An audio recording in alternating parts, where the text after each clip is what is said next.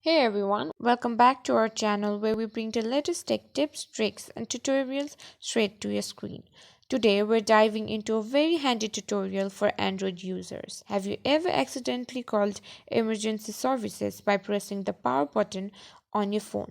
Well, you're not alone, and we've got the perfect solution for you. Now unlock your phone and head to the Settings app. Scroll down and look for Safety and Emergency or Security and Privacy, depending upon your Android version. Tap on it. For step 2, you're looking for Emergency SOS or a similar option within the menu you just accessed.